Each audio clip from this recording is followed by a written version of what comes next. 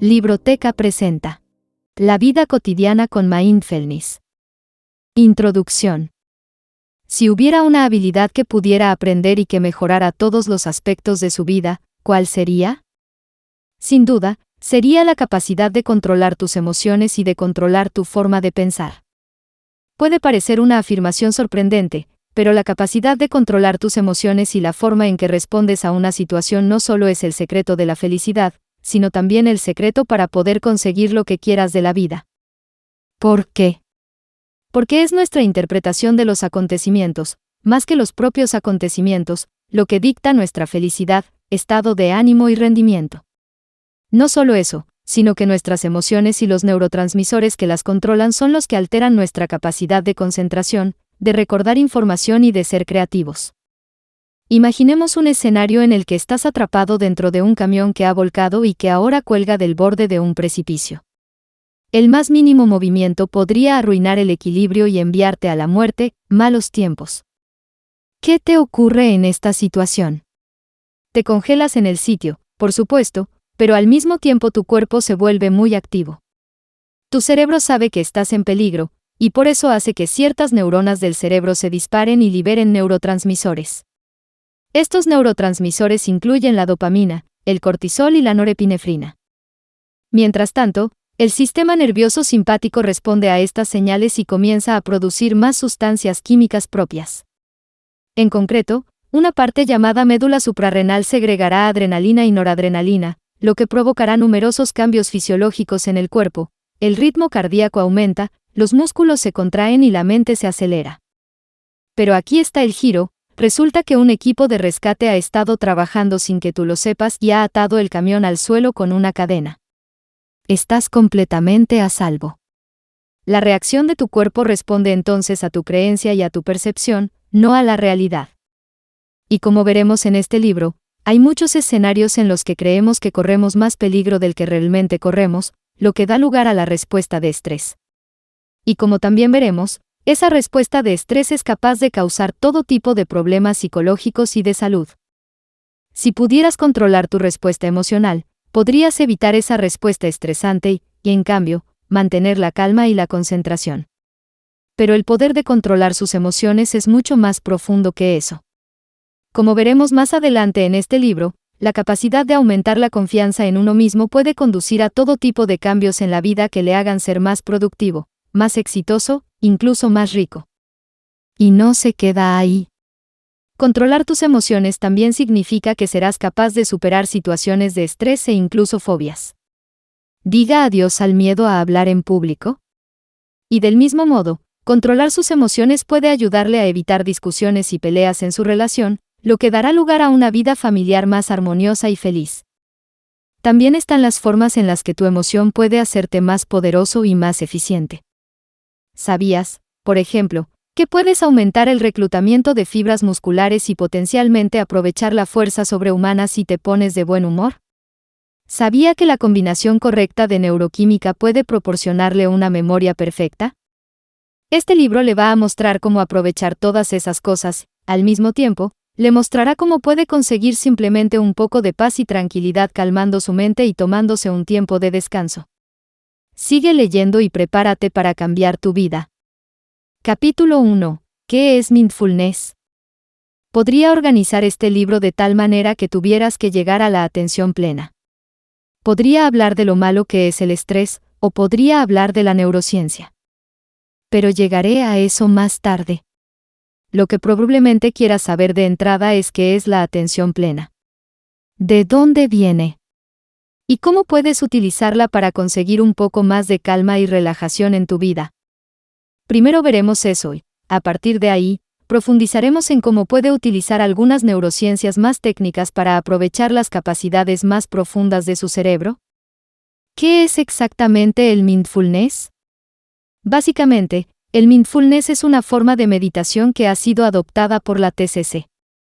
La TCC, a su vez, es una terapia cognitiva conductual, un enfoque psicoterapéutico que puede utilizarse para tratar todo tipo de trastornos psicológicos, como la ansiedad, las fobias, las adicciones, etc. El mindfulness nos proporciona esencialmente una herramienta que podemos utilizar no solo para calmar nuestros pensamientos y escapar de los factores de estrés del día, sino también para reflexionar sobre el contenido de nuestra mente en aras de la superación personal. En general, la meditación tiene algo de mala reputación. Es decir, mucha gente la asocia con la religión o las ideas esotéricas y piensa que no puede meditar a menos que sea espiritual. Esto puede resultar desagradable para alguien que no tenga creencias religiosas o que no le gusten las ideas esotéricas en general. Pero, de hecho, se puede practicar la meditación tanto si se es religioso como ateo. Todo lo que la meditación es realmente, es un intento dirigido a controlar sus pensamientos y el contenido de su mente y así obtener algo de paz y tranquilidad o al menos ser capaz de entender mejor el contenido de su propio cerebro. A menudo esto significa silenciar completamente todos los pensamientos. Muchos tipos de meditación, como la meditación trascendental, te enseñan a no pensar en nada en absoluto, y, a menudo, esto se consigue centrándose en la respiración, en un mantra o en un objeto físico como la llama de una vela. Sin embargo, esto puede resultar difícil para los principiantes, ya que su mente divaga constantemente. La idea de la meditación de atención plena no es intentar vaciar los pensamientos, sino simplemente alejarse de ellos y observarlos, como un tercero independiente. De este modo, no dejas que tus pensamientos te afecten y te estresen, pero tampoco vas a luchar por no tener permiso para pensar nada. Mientras tanto, el uso de esta técnica también te permitirá ser más consciente de tus propios pensamientos, por lo tanto, ser capaz de evitar cualquier pensamiento que te esté llevando a problemas. Por ejemplo, si te encuentras constantemente pensando en las formas en que podrías hacerte daño, podrías darte cuenta de que se trata de un mal hábito e intentar solucionarlo. Este puede ser el objetivo a largo plazo de la atención plena cuando se utiliza en la TCC. Sin embargo, a corto plazo, simplemente debemos utilizarlo para alejarnos de nuestros pensamientos y emociones, de modo que podamos conseguir algo de calma y, por tanto, recuperarnos para afrontar el día que tenemos por delante. Mindfulness en la vida cotidiana. En la mayoría de los casos, esto es a lo que se refiere el mindfulness, pero también se ha apropiado para significar mucho más. Si mindfulness significa ser más consciente de tus pensamientos, también puede aplicarse fuera de la meditación y a la forma en que llevas tu día. En este caso, mindfulness significa simplemente ser consciente de en qué te centras y en qué piensas en un momento dado. Esto es útil porque a menudo descubres que tu mente no está donde debería estar. Por ejemplo, si estás caminando por un hermoso bosque pero estás pensando en el trabajo, entonces, en lo que respecta a tu cuerpo, también puedes estar trabajando. En este caso, el mindfulness se puede utilizar simplemente para ser más consciente del lugar en el que te encuentras y centrarte en lo que te rodea. Eso significa sentir la brisa en tu piel, mirar las hermosas flores y oler el aire fresco.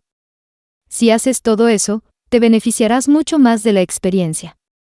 Del mismo modo, puedes utilizar la atención plena para dirigir tu atención a todo tipo de cosas. Por ejemplo, tus sensaciones físicas. A menudo no somos conscientes de cómo estamos sentados, cómo estamos de pie o cómo nos sentimos. Tómate un momento para reflexionar sobre esto. ¿Cómo te sientes de cómodo en este momento? ¿Te duele alguna parte del cuerpo? Si estás sentado, ¿dónde hay más presión sobre ti? ¿Sientes la ropa contra tu cuerpo? ¿Un reloj tal vez? ¿Qué calor tienes? ¿Te inclinas más hacia un lado? Este tipo de mindfulness puede ser útil si quieres intentar arreglar tu postura, pero también si quieres mejorar tus habilidades en el deporte o simplemente moverte con más eficacia. Ser más consciente de la forma en que hablas puede ayudarte a hablar con más elocuencia, a dejar de usar palabras despectivas, a dejar de decir palabrotas o a cambiar por completo la forma en que la gente te percibe. Por ejemplo, si quieres parecer más inteligente, puedes intentar utilizar palabras más grandes o hablar más despacio. También puedes utilizar la atención plena para ser más feliz en la vida cotidiana. Simplemente trata de dejar de permitir que las emociones negativas te afecten identificándolas como temporales y destructivas. Puedes simplemente notar que te estás enfadando y reconocer que tus pensamientos se verán empañados por ello. Con la práctica, esto puede convertirte en una persona mucho más tranquila y feliz. Pero, ¿Qué se encuentra cuando se intenta hacer esto? Lo más probable es que te olvides. De la misma manera que te olvidas de recoger el pan cuando tu otra mitad te lo pide. Y es igual que cuando te olvidas de recoger las llaves al salir de casa. La cuestión es que la mayor parte del tiempo no controlamos en qué nos centramos o a qué prestamos atención. Y por ello, nos encontramos con que olvidamos cosas, adquirimos malos hábitos o nos estresamos cuando deberíamos estar disfrutando. La práctica de la atención plena, tanto como forma de meditación como durante el día, puede ayudarte a mejorar tu capacidad de controlar tus pensamientos, por tanto, a decidir cómo quieres mejorar y en qué quieres centrarte. Capítulo 2. Cómo empezar a usar mindfulness. Eso es mindfulness en pocas palabras. La siguiente cuestión es cómo empezar a usarlo. Una opción es utilizar meditaciones guiadas, en línea. Se trata simplemente de grabaciones que te indican lo que debes hacer mientras intentas meditar. Por ejemplo, pueden indicarte que cierres los ojos y que inhales y exhales por la nariz, y luego pueden decirte que pienses en tu cuerpo. Una herramienta particularmente buena que hace esto es la aplicación Headspace, que se puede descargar para Android o iOS, pero que también está disponible para usar a través de la web. Esta aplicación le guiará a través de numerosas meditaciones guiadas, pero solo las 10 primeras son gratuitas. Aún así, puedes aprender lo suficiente de esas 10 sesiones para luego prosperar sin la aplicación. Sin embargo, la mayoría de las meditaciones de atención plena siguen un procedimiento muy similar y puedes seguir los pasos sin necesidad de que te hablen. Y, de hecho, si puedes hacer tu meditación sin guía, descubrirás que eres más efectivo porque no serás interrumpido continuamente por la voz de alguien. Vamos a repasar cuáles son los pasos que generalmente se siguen en una sesión de meditación de atención plena. Paso 1. Respiración. Lo primero que hay que hacer es empezar a respirar. Puedes hacerlo utilizando algo llamado respiración igual del yoga. En este caso, inhalas por la nariz y exhalas por la boca. Mientras lo haces, mantienes cada inhalación y exhalación durante 3 segundos, de ahí lo de igual. Estas inhalaciones y exhalaciones largas te permitirán llenar completamente los pulmones con oxígeno fresco y expulsar todo el CO2. Pero, para ser sinceros, se puede utilizar cualquier tipo de respiración siempre que sea lenta, deliberada y completa. La guía que dan en la aplicación Headspace, por ejemplo, es simplemente respirar lo suficientemente fuerte como para que la persona que está a tu lado pueda oírlo. ¿Por qué la respiración? Básicamente, respirar lentamente es la mejor manera de indicar al cuerpo que no hay moros en la costa y que estás a salvo. Respiramos rápidamente cuando estamos estresados para llevar más oxígeno a nuestro cuerpo y podemos respirar más lentamente cuando estamos relajados. Por lo tanto, respirar profunda y lentamente nos ayudará a salir del estado de lucha o huida y a entrar en el estado de descanso y digestión. Esto debería arreglar nuestra variación del ritmo cardíaco, reducir el cortisol y prepararnos para entrar en un estado de relajación. Paso 2. Sentidos. A continuación, se suele decir que hay que centrarse en los sentidos físicos. Esto significa notar los olores, los sonidos e incluso la temperatura de la habitación. Los ojos suelen estar cerrados, por lo que la vista queda descartada en este caso. El objetivo no es buscar los sonidos ni esforzarse por oírlos.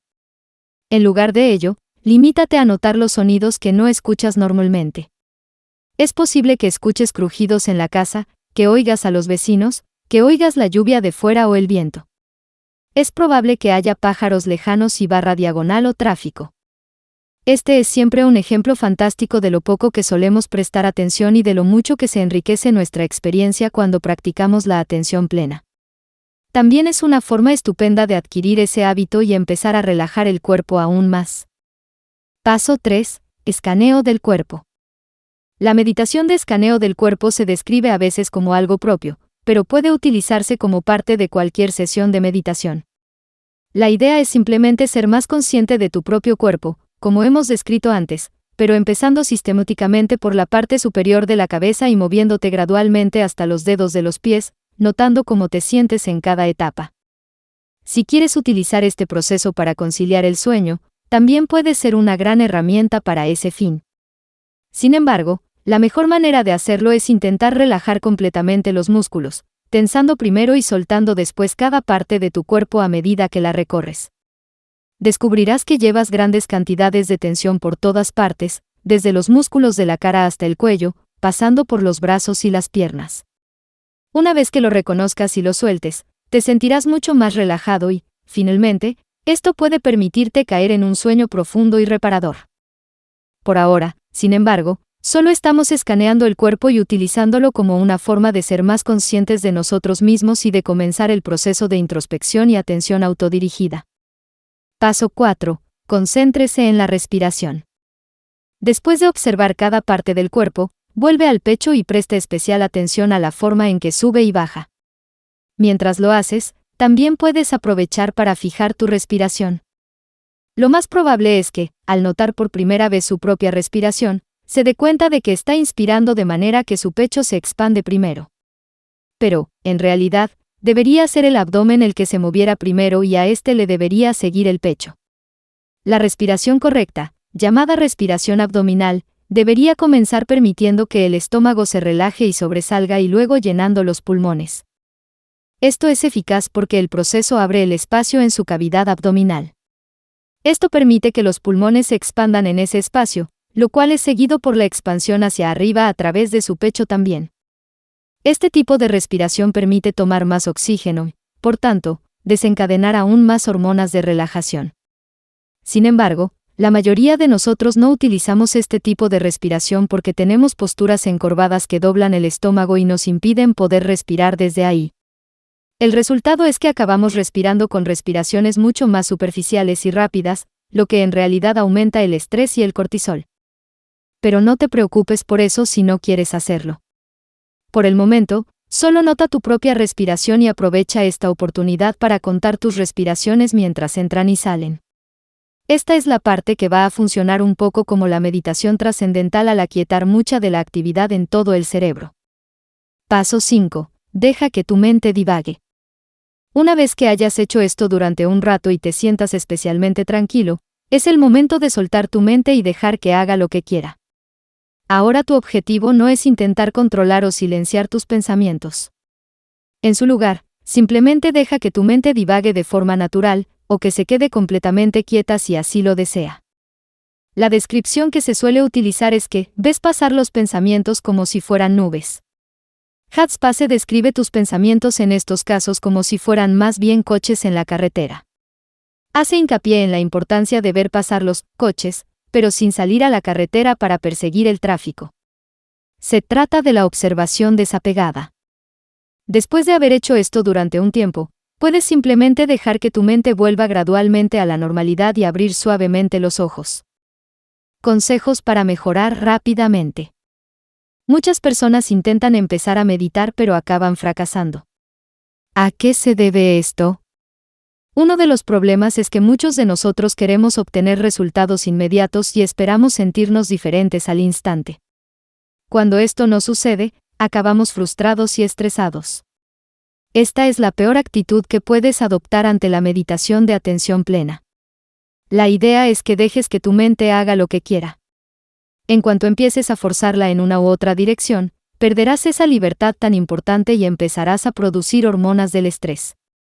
Asimismo, intenta no enfadarte demasiado contigo mismo si lo intentas y tu mente sigue divagando o te distraes. Si te pica, no pasa nada por rascarte la cara. Si necesitas un vaso de agua, levántate y coge uno. No intentes forzar nada, simplemente déjate ser como eres. Sin embargo, si realmente quieres que te ayuden a impulsar tu progreso, deberías considerar la posibilidad de cebarte a ti mismo. La preparación es un término utilizado en psicología que se refiere simplemente a la preparación del cerebro de una manera determinada. A veces esto significa influir en las respuestas que damos a las preguntas mostrando ciertos estímulos. Pero en otros casos, significa cambiar nuestras emociones. En este caso, vale la pena hacer algo calmante pero que, sin embargo, requiere concentración justo antes de intentar meditar.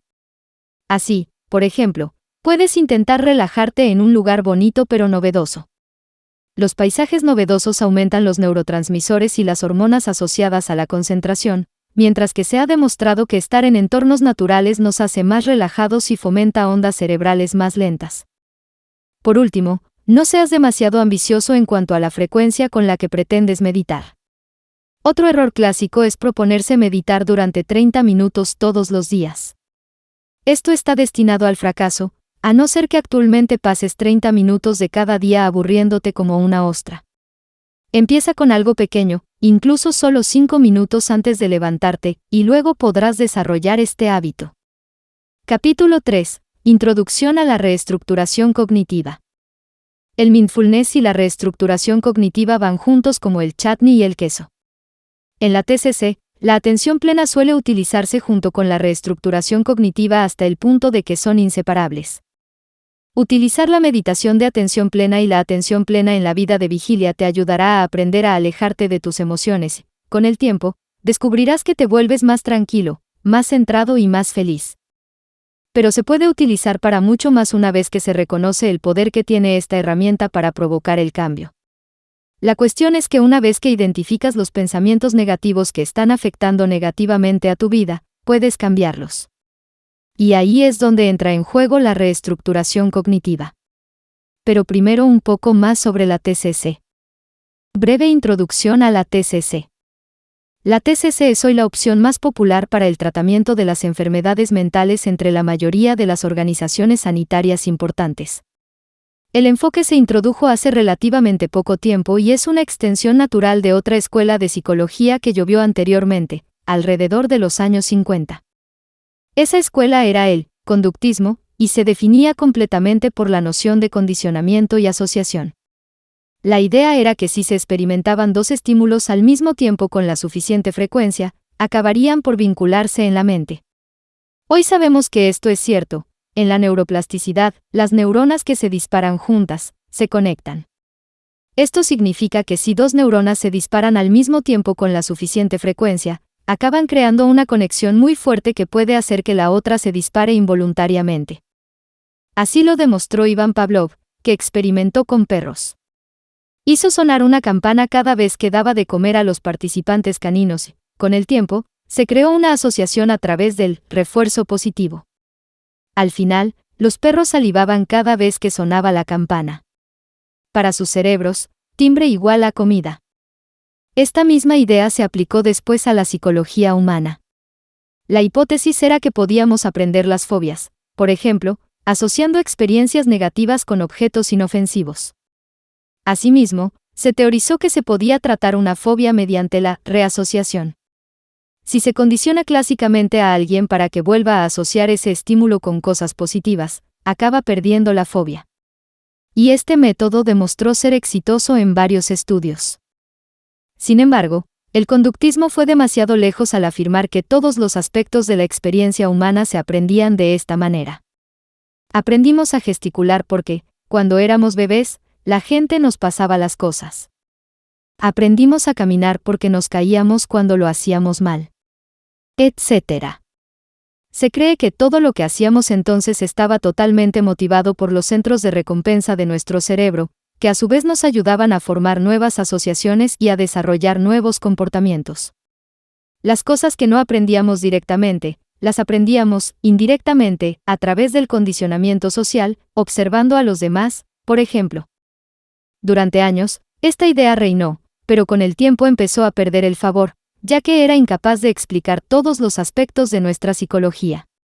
Finalmente, se hizo evidente que debía haber un elemento interno, adicional, y ahí es donde entra la parte cognitiva.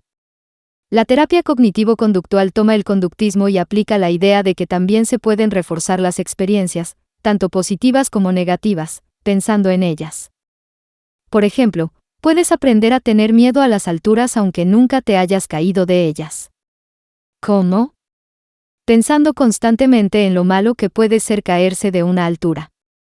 En otras palabras, si sigues imaginando que caerse debe ser peligroso y si te dices a ti mismo cosas como, esas barandillas no parecen seguras, entonces puedes provocar que tengas miedo.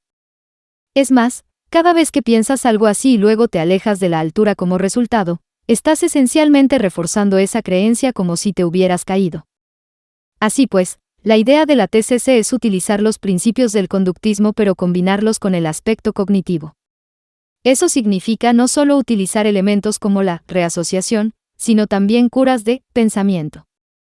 Técnicas utilizadas en la TCC. Un ejemplo de ello es utilizar la meditación de atención plena. Simplemente eligiendo no dejar que tus pensamientos y emociones te afecten, puedes llegar a estar menos controlado por ellos, por tanto, ser menos susceptible a tus propios miedos y cavilaciones. Pero también hay muchos más aspectos, que suelen englobarse bajo el epígrafe de reestructuración cognitiva o, en otras palabras, de cambio de pensamientos. Un ejemplo es lo que se llama desafío de pensamiento. En este caso, simplemente se desglosa uno de sus pensamientos o creencias y así se evalúa su exactitud. Por ejemplo, puedes descubrir que tienes miedo de hablar en público porque crees que la gente se reirá de ti si tartamudeas. Se trata de una creencia debilitante que, irónicamente, te hace mucho más propenso a tartamudear. Así que lo que tienes que hacer para superar esto es mirar el pensamiento y preguntar, ¿es realista? Lo que encontrarás el 90% de las veces es que esa creencia es improbable e infundada. La mayoría de la gente no sería tan dura como para reírse de ti si tartamudeas, aunque lo hicieran, no importaría porque no volverías a verlos. Tal vez te sientas cojo o como un perdedor si tartamudeas y la gente se ríe. De nuevo, deberías valorar eso. Ser capaz de hablar con confianza como sea y no preocuparte por el resultado es en realidad una señal de que eres muy seguro de ti mismo y distante. De hecho, yo mismo utilicé esta técnica cuando tenía una fobia. Solía tener una fobia bastante embarazosa a orinar en los urinarios públicos. Mi miedo era que si no podía ir, entonces la gente me miraría y pensaría que era extraño por estar allí y no orinar realmente. Entonces me di cuenta de que la mayor parte del tiempo que estaba en esa situación, estaba en el pub. En otras palabras, la mayoría de las personas que estaban en los baños probablemente estaban borrachas y no se daban cuenta de lo que yo estaba haciendo. Mientras tanto, ¿por qué importaba lo que pensaran de todos modos? ¿Qué piensen eso? Con el tiempo, esto me ayudó a superar completamente la fobia y ahora no tengo ningún problema con ella. Otro ejemplo es el que combina las ideas de la TCC con nociones más tradicionales del conductismo. Este ejemplo se denomina prueba de hipótesis. Esencialmente, significa que se pone a prueba la teoría para averiguar si realmente se sostiene o no. Así que si tienes miedo de que la gente se ría si tartamudeas al hablar en público, eso significa que tienes que tartamudear a propósito en el escenario y dejar que todo el mundo lo vea. Esto te mostrará a su vez lo que ocurre en ese escenario, y lo que probablemente descubrirás es que no pasa nada. La gente es amable y se limitará a esperar a que termines y vuelvas a empezar. De nuevo, usé esto en el mundo real. Excepto que esta vez no tuve nada que decir al respecto. Estaba aprendiendo a conducir aquí en el Reino Unido, donde usamos el stick, y me quedaba parado cada vez que el semáforo se ponía en verde y yo iba adelante. Por supuesto, esto ocurría debido a los nervios. Me preocupaba que si no salía más rápido del semáforo, el tráfico de detrás se enfadaría y sería terriblemente embarazoso. Así que mi profesor de autoescuela, algo renegado, decidió ponerme el freno de mano y decirme que íbamos a quedarnos allí sentados durante todo el tiempo que el semáforo estuviera en verde. El tráfico detrás de mí tocó el claxon, la gente gritó, pero no pasó nada. Y luego arranqué sin problemas la siguiente vez que se puso en verde. Y desde entonces he arrancado bien todas las veces.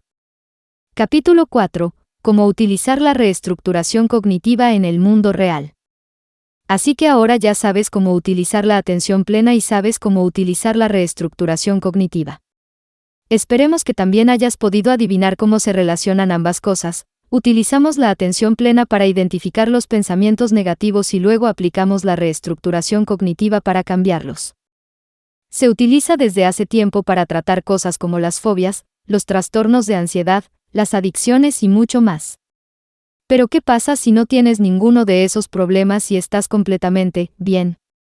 Bueno, en ese caso, podemos seguir utilizando la reestructuración cognitiva. Porque la cosa es que puedes usar la reestructuración cognitiva para mejorar aspectos de tu proceso de pensamiento que no están rotos.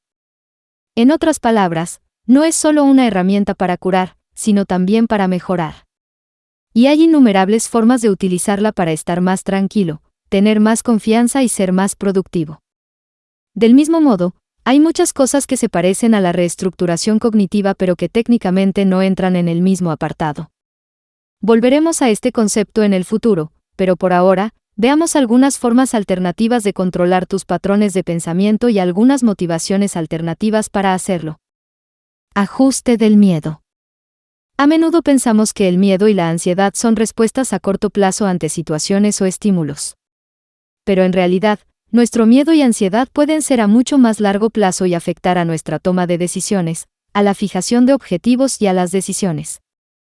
Tim Ferriss propone en su libro La semana laboral de 4 horas un concepto llamado fijación del miedo, como herramienta que puede utilizar para superar sus miedos y así empezar a conseguir lo que quiere de la vida. Supongamos que estás pensando en empezar un nuevo trabajo, en hacer una pausa en tu carrera para poder viajar o en montar tu propio negocio.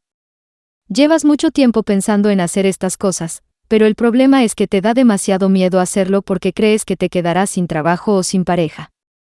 Seguro que si dejas tu trabajo actual para irte de viaje, ¿no podrás conseguir un trabajo a tu regreso? Y cuanto más tiempo estés en el paro, más inempleable serás. Al final, tu pareja se cansará de vivir a duras penas por una decisión estúpida tuya y te dejará. Entonces te embargarán la casa. Y entonces acabarás sin hogar y solo. Todo esto puede sonar muy exagerado, pero es el tipo de cosas que pensamos en realidad a nivel inconsciente todo el tiempo. Y la razón por la que lo pensamos es que los humanos son naturalmente muy reacios al riesgo. Evolucionamos en la naturaleza, donde el riesgo generalmente significaba leones. Por ello, aprendimos a ser más sensibles al riesgo y a defender nuestros activos más de lo que buscamos nuevos activos. Pero hoy en día el riesgo no suele ser algo que amenace la vida. Lo más probable es que el riesgo signifique recibir un grito, pero lo exageramos porque somos personas con aversión al riesgo. A estas alturas, ya deberías ser capaz de adivinar lo que viene a continuación, el desafío del pensamiento. Vamos a tomar estas creencias y miedos y a desafiarlos para ver hasta qué punto son realistas. Y la técnica de Tim Ferriss es perfecta para esto. Así que, en primer lugar, piensa en qué quieres hacer y por qué quieres hacerlo. Ahora piensa en todas las cosas que ahora mismo te impiden dar el paso y probar. Si estamos hablando de hacer una pausa en tu carrera, tu lista de miedos y razones podría ser así. Ahora no es un buen momento, no tienes mucho dinero. No quieres dejar a tu pareja por tanto tiempo. Tienes miedo de que tu trabajo no esté ahí cuando vuelvas. Tienes miedo de no poder encontrar un empleo posterior. Tienes miedo de acabar en la indigencia, con deudas o sin hogar. Ahora vamos a evaluar cada una de estas creencias. Para ello, no solo vamos a analizar la probabilidad de que ocurran, sino también cómo te enfrentarías a ellas si se produjeran. Piensa en las contingencias y en las cosas que puedes hacer para evitar que sean probables. Ahora no es un buen momento, no tienes mucho dinero. En realidad, nunca es un buen momento, y si se viaja con inteligencia no se necesita mucho dinero. Puedes trabajar en línea mientras viajas. En realidad, no necesitarás tanto dinero. Probablemente sea mejor ahora que después. No quieres dejar a tu pareja por tanto tiempo. Probablemente no les importe. Si es importante para ti, entonces es algo que tienes que hacer. Es preferible a sentir resentimiento hacia tu pareja porque te impidió ver el mundo. Tienes miedo de que tu trabajo no esté ahí cuando vuelvas. Probablemente lo sea, coméntalo con tu empleador. ¿Tanto te gusta tu trabajo? Tienes miedo de no poder encontrar un empleo posterior. Esto es muy poco probable. Si estás capacitado, los viajes no harán más que engrosar tu currículum. Incluso podrías encontrar un nuevo trabajo y acordar empezar más tarde. Si es necesario, puedes aceptar un trabajo a tiempo parcial o iniciar un negocio secundario para salir del paso. Tienes miedo de acabar en la indigencia, con deudas o sin hogar. Puedes vivir con los ahorros durante mucho tiempo. Puedes ganar dinero de otras maneras. Probablemente tengas padres o amigos que te acojan mucho antes de que te quedes sin hogar. Ahora piensa en la alternativa, ¿quieres no viajar nunca? ¿Quieres pasar todos los días atrapado en esa oficina sin conseguir nunca las cosas que quieres lograr? Deja que esto te motive más que el miedo y toma ahora la decisión de dar el paso. La misma técnica puede ayudarte a tomar la decisión de empezar una nueva carrera, mudarte de país o hacer todas las innumerables cosas que has estado soñando hacer. Eliminar el miedo y salir con cualquiera. Así que, en este caso, hemos vuelto a utilizar el desafío del pensamiento para acabar con nuestros miedos y poder ir a por lo que queramos en la vida. Pero otro método que puedes utilizar es reconocer que esos miedos son reales, pero encontrar una estrategia que minimice el riesgo. En esta sección, veremos una técnica que puedes usar para hacer esto en las citas y que te dará la confianza necesaria para acercarte y salir con todo el mundo. Digamos que eres el típico chico torpe, por ejemplo. Vas regularmente a los bares con amigos con la esperanza de tirar, pero te da demasiado miedo acercarte a la gente en la pista de baile. ¿Por qué? Porque te preocupa que te rechacen y acabes sintiéndote increíblemente incómodo. Es una preocupación genuina, aunque podríamos preguntarnos por qué es importante, así que es difícil negarla de plano. ¿La solución sencilla? Minimizar el riesgo y eliminar la probabilidad de fracasar. Para ello, basta con evaluar la situación antes de acercarse a alguien. Así que aléjate de la barra y charla con tus amigos. Mientras lo haces, mira a tu alrededor en busca de gente que te interese y, si ves a alguien, sonríe y haz contacto visual con él. Si están interesados, puedes apostar que te devolverán la sonrisa. ¿Y si no le interesa en absoluto? Probablemente mirarán hacia otro lado y tú lo sabrás. Pero en cualquiera de los dos casos, no habrás perdido la cara y podrás mantener la cabeza alta. No hay nada que temer. Pero si han sonreído, probablemente puedas acercarte a ellas con relativa seguridad. Eso no significa que estén necesariamente interesados en ti, pero sí que al menos están abiertos a la idea de charlar contigo. Así que el siguiente paso es acercarte con tu grupo de amigos para hablar con el suyo. No te dirijas solo a ellos, sino a todo el grupo, de modo que te muestres como alguien amable, extrovertido e interesante. Del mismo modo, deja que tus amigos se mezclen también con los suyos. Cuando tengas un momento, intenta pasar un poco más de tiempo charlando con la persona que te interesó inicialmente y que te dio el visto bueno para acercarte. Si la conversación va bien con la persona que te interesa, puedes subir un peldaño más ofreciéndole simplemente invitarle a una copa. Esta es una señal muy clara de que estás interesado en ella, por lo que probablemente no dirá que sí a menos que esté interesada. Ahora que están lejos, puedes hablar con ellos por su cuenta y evaluar la situación. Por último, pregúntales si quieren bailar. Y si dicen que sí, haz lo mismo, baila cada vez más cerca hasta que finalmente estés completamente seguro de que está bien hacer el movimiento. En esta situación, ahora te has acercado a alguien atractivo en un bar, pero en ningún momento hay peligro de rechazo. Si no quieren hablar contigo, no sonreirán. Si no están interesadas cuando te acerques, pondrán excusas y podrás hablar con sus amigos. Si cambian de opinión, pueden decir que no a la bebida. Si emites señales equivocadas, pueden decir que no al baile.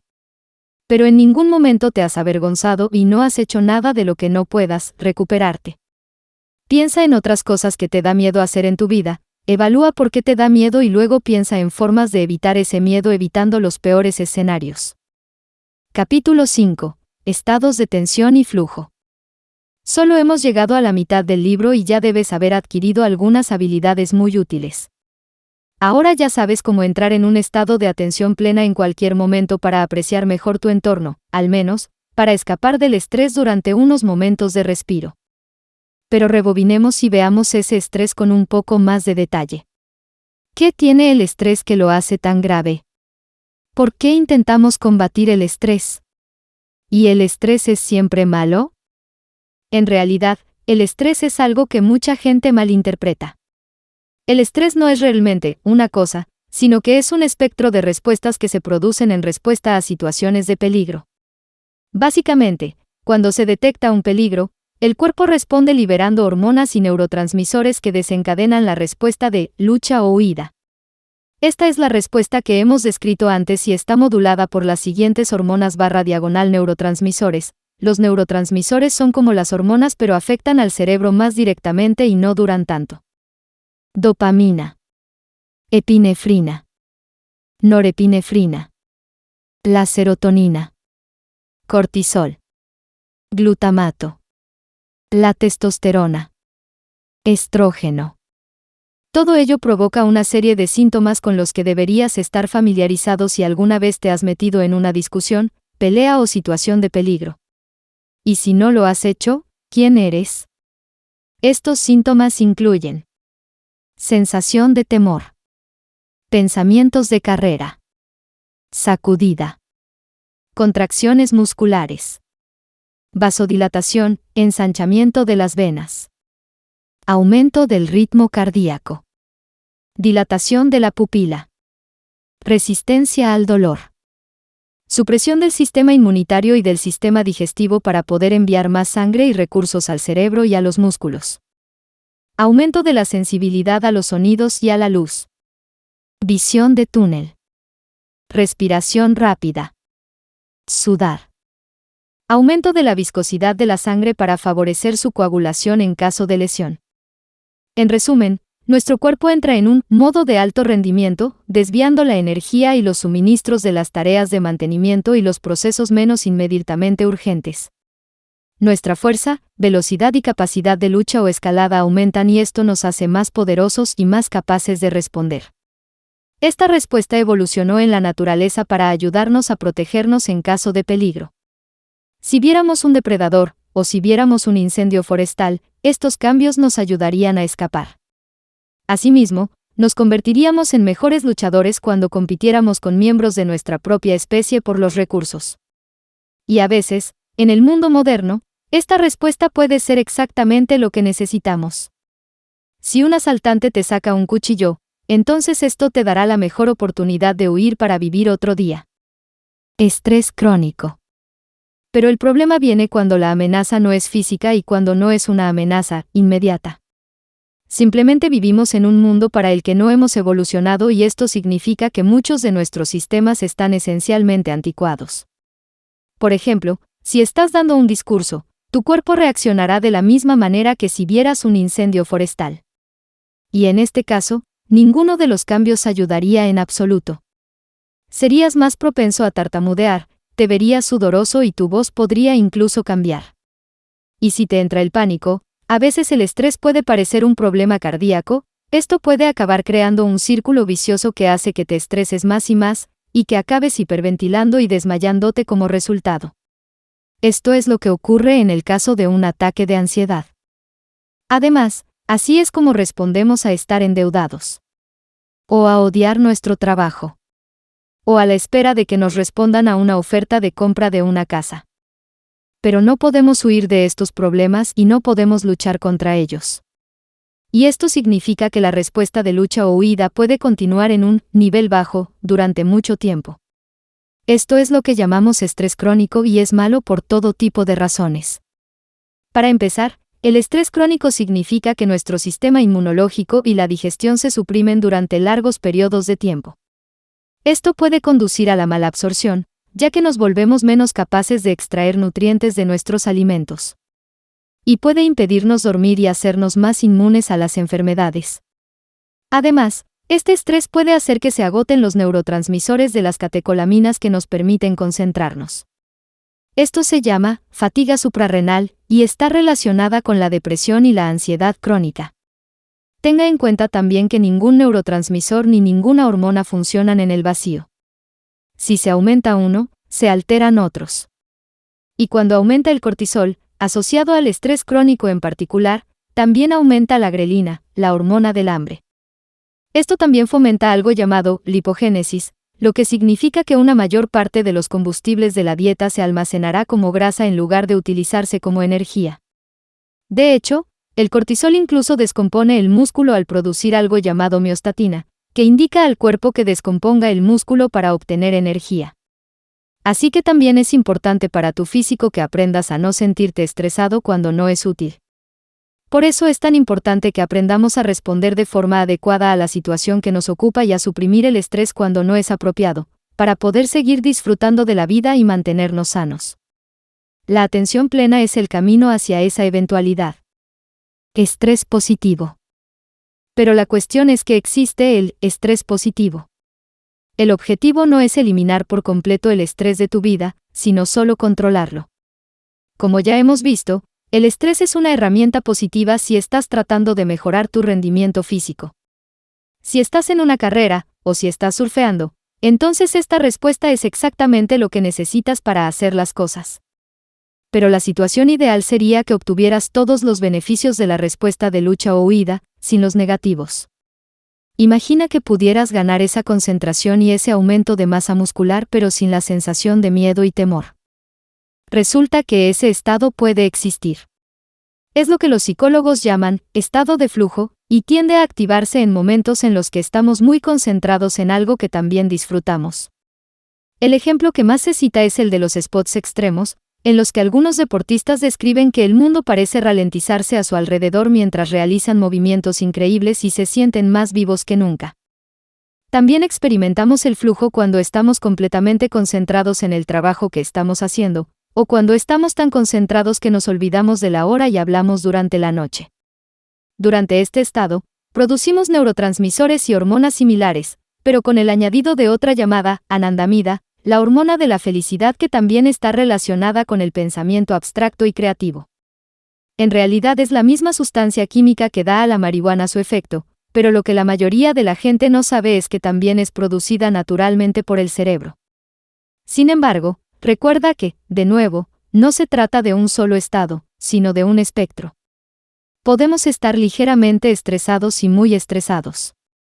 Podemos estar ligeramente alerta o muy alerta. Podemos estar alerta y enfadados, alerta y felices o alerta y asustados. Es útil pensar en el cerebro en términos de estados, pero hay que tener en cuenta que también hay innumerables estados intermedios y que lo más probable es que te encuentres en algún punto del espectro. Los estados de flujo nos ayudan a rendir al máximo y a concentrarnos más, pero no causan los mismos efectos negativos que la típica lucha o huida. ¿La diferencia? El disfrute. Así que si puedes intentar disfrutar de lo que estás haciendo y verlo como un reto divertido en lugar de algo terrible, entonces es más probable que entres en ese flujo. Encuentra la diversión en lo que estás haciendo, encuentra lo que te apasiona en ello y aprende a disfrutarlo de verdad. Puedes hacer todo esto utilizando estrategias muy similares a la reestructuración cognitiva que ya hemos visto. Y del mismo modo, también necesitas un nivel bajo de eustrés. El eustrés es el equivalente al estrés crónico, pero de nuevo es una forma más positiva. El eustrés es el tipo de estrés que nos motiva a hacer cosas. Por ejemplo, si tienes un examen próximamente y no experimentas ningún tipo de estrés, es muy probable que no repases, por tanto, no saques buenas notas. Tener la cantidad justa de estrés de bajo nivel es lo que necesitas para asegurarte de que empiezas a repasar pronto y lo haces lo mejor que puedes. El estrés no solo tiene que significar una motivación negativa, también puede significar una motivación positiva, por ejemplo, el estrés de no conseguir las cosas que realmente quieres conseguir. Es estrés, pero basado en algo positivo. Aprovechar los poderes ocultos. Luego está el tipo de estrés que puede desbloquear aún más el potencial físico y mental. No digo que nadie vaya a ser capaz de entrenarse hasta el punto de poder acceder a este potencial, y todo lo que digo es que existe, lo cual es muy interesante y espero que destaque las posibilidades que existen y la razón por la que acceder a más de tu mente y tus emociones es tan potencialmente poderoso. Teniendo esto en cuenta, el primer ejemplo es algo llamado memoria flash. Esto demuestra la capacidad que tenemos de memorizar cosas con detalles vívidos si pensamos que el evento es lo suficientemente importante. Piense en el lugar en el que se encontraba cuando se enteró de los atentados del 11 de septiembre, o quizás en el lugar en el que se encontraba cuando se enteró de la existencia de Michael Jackson. También puedes pensar en un momento especialmente importante de tu vida, para bien o para mal. Lo más probable es que pueda recordar estos acontecimientos con mucho más detalle que otras partes de su memoria biográfica.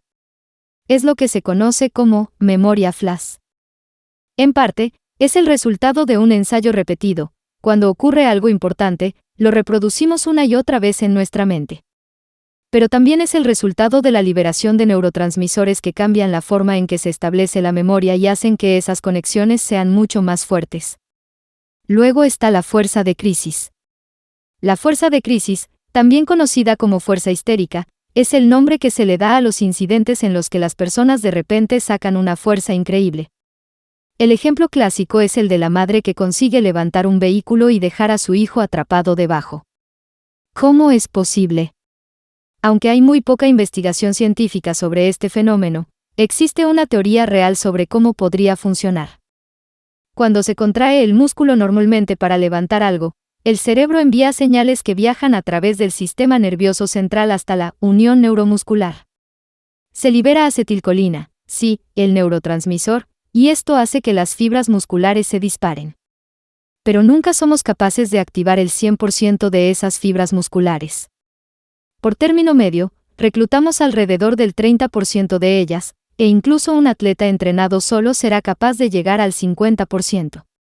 Se cree que se trata de una limitación evolutiva, ya que la idea es que el reclutamiento del 100% de nuestros músculos nos dejaría completamente agotados y vulnerables a los ataques. Además, podría provocar lesiones al someter a los tejidos conectivos y las articulaciones a una tensión excesiva. Pero para demostrar el tipo de fuerza que realmente tenemos escondida, basta con observar a cualquiera que reciba una descarga eléctrica y salga despedido por la habitación. La causa no es la electricidad en sí, sino los músculos del individuo cuando se contraen a la fuerza en respuesta a la descarga. Esto hace que accedan al 100% de sus fibras musculares, lo que es suficiente para catapultarles a través de la habitación, aunque no estén utilizando una técnica de salto. Y hay otra forma en la que parece que podemos aprovechar una mayor contracción muscular, estimulando la liberación de los neurotransmisores de las catecolaminas y las hormonas de lucha o huida. La hipótesis es que, en momentos de estrés intenso, podemos comprometer mucha más masa muscular, por tanto, alcanzar una fuerza sobrehumana. Y, de nuevo, esto es un espectro. En realidad, provocar incluso una pequeña respuesta de lucha o huida es suficiente para aumentar un poco la fuerza en el gimnasio. Los estudios demuestran que si entrenamos con ruidos fuertes de fondo, o si entrenamos mientras gritamos, lo que también estimula la liberación de hormonas similares, en realidad somos capaces de comprometer más músculos. Así que mentalizarse antes de un entrenamiento puede ser una de las mejores maneras de mejorar tu rendimiento en el gimnasio. Controlar, no suprimir. El estrés puede ser el secreto para liberar todo tu potencial. Capítulo 6. ¿Por qué debes visualizar? Hasta ahora hemos visto el uso de la meditación y la reestructuración cognitiva para cambiar nuestros estados mentales. Pero en realidad, podría ser el caso de que la visualización es aún más útil y aún más importante. La mayoría de la gente cree que pensamos en pensamientos. Es decir, que tenemos un monólogo interior que funciona como los cuadros de pensamiento de los cómics. Sin embargo, investigaciones más recientes sugieren que podemos pensar en muchas modalidades, a veces visualizamos, a veces imaginamos que nuestro cuerpo hace algo y casi sentimos lo que estamos pensando y a veces simplemente sabemos. Este último ejemplo se denomina pensamiento no simbolizado. Y de hecho, pensar con el cuerpo y los sentidos podría ser lo que nos permitió desarrollar el pensamiento en primer lugar. Cognición incorporada. En pocas palabras, la cognición incorporada es la idea de que todos nuestros pensamientos acaban relacionándose con la experiencia física. Cuando alguien te dice algo, o cuando piensas algo, tu cerebro lo interpreta de tal manera que le da un significado. No entiendes el lenguaje de forma inherente, lo que significa que el cerebro debe traducirlo a algún tipo de significado puro. Los psicólogos creían que el cerebro tenía un lenguaje propio que llamaban mental. Sin embargo, más recientemente, cada vez más expertos adoptaron la creencia de que entendemos las cosas visualizándolas. Cuando alguien te cuenta una historia, la entiendes porque tu cerebro la visualiza. Cuando alguien te dice que ha caminado por la nieve, visualizas el color blanco. Te imaginas el aire fresco sobre tu piel y casi oyes el sonido de la nieve crujiendo bajo tus pies. Cuando pensamos en pensamientos de alto nivel, solo los entendemos porque podemos relacionarlos con experiencias físicas a través de la abstracción. Al fin y al cabo, las matemáticas se basan fundamentalmente en contar. Esto también concuerda con la idea de que las áreas de nuestro cerebro se iluminan durante la visualización como si realmente estuviéramos participando en la acción. Si te imaginas que haces un swing con un palo de golf, las neuronas relacionadas con ese movimiento se dispararán en tu cerebro. Y en lo que respecta a tu cerebro y a tu cuerpo, podría estar ocurriendo.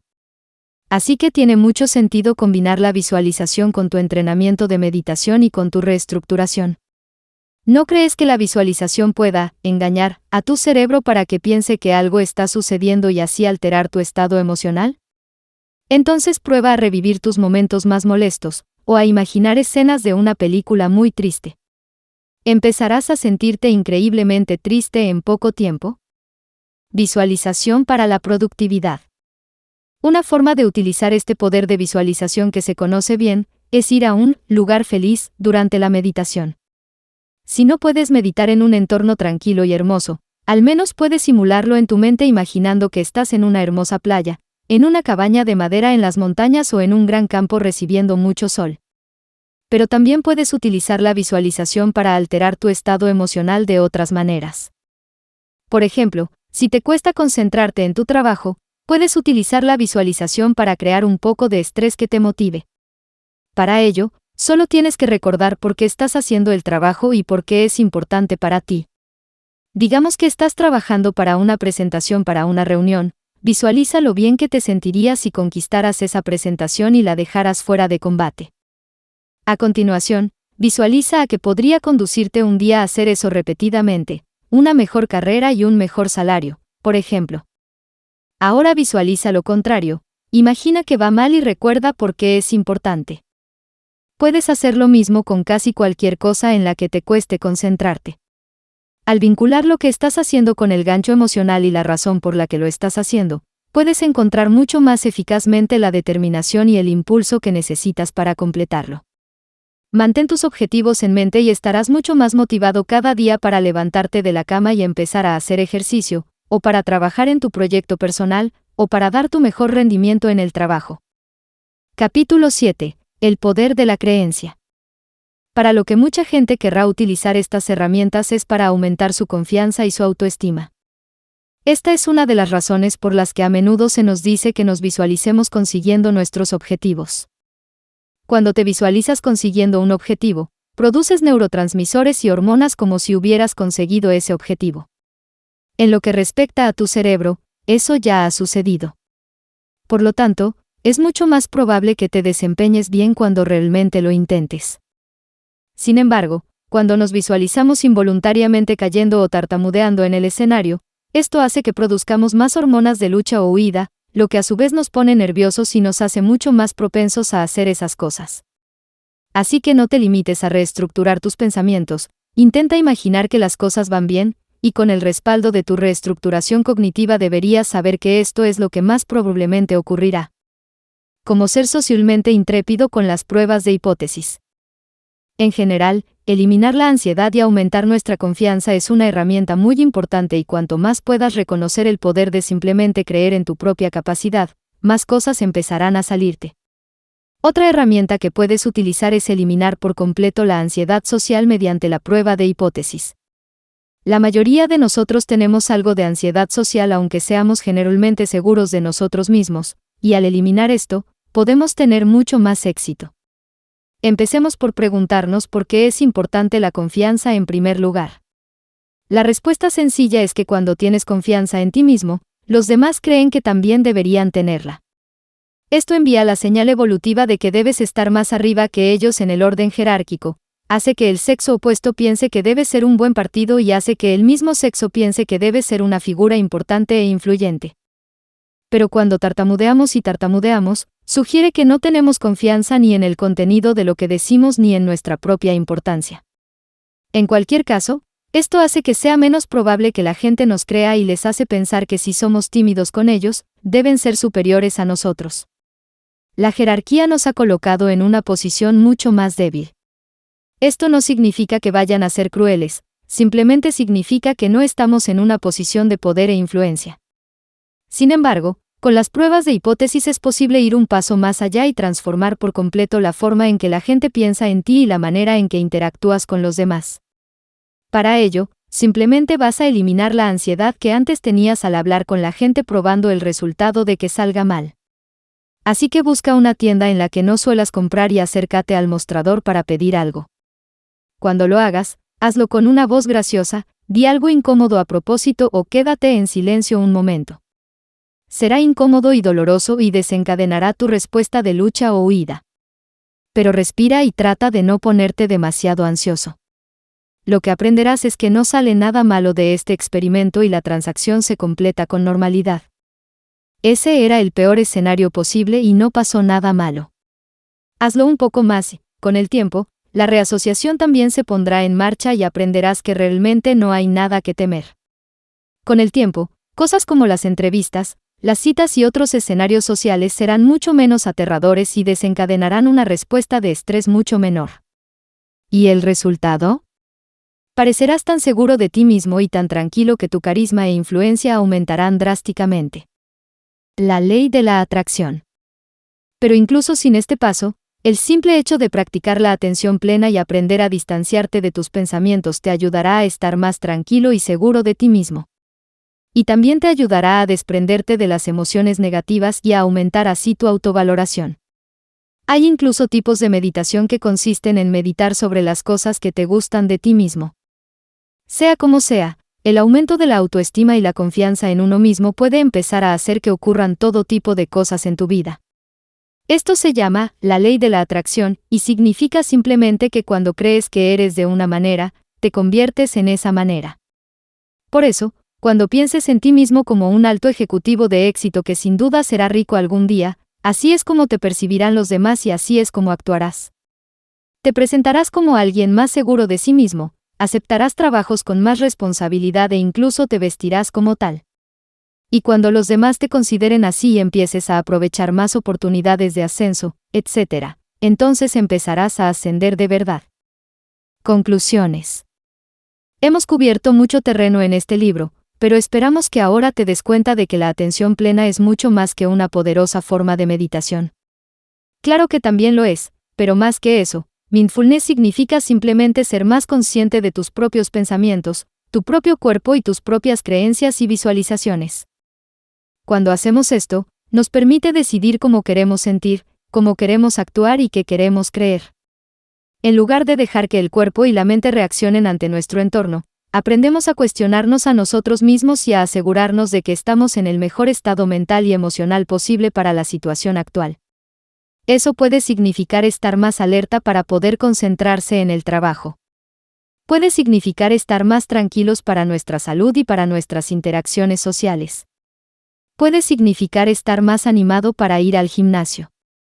O simplemente ser un poco más amables con nosotros mismos o cambiar nuestra forma de hablar. La atención plena es la clave para liberar todo el potencial de tu cuerpo y tu mente. Y cuando puedes hacerlo, se te abren todo tipo de puertas.